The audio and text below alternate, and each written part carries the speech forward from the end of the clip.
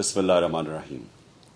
کل انشاءاللہ جو ہماری مارچ اسلام آباد کی جو مارچ تھی، حقیقی آزادی کی مارچ، جو ہمارے اوپر جو گولیاں چلیں وزیر آباد میں، جدھر رکی 13 لوگوں کو ہم میں سے گولیاں لگی اور ایک معظم شہید ہوئے.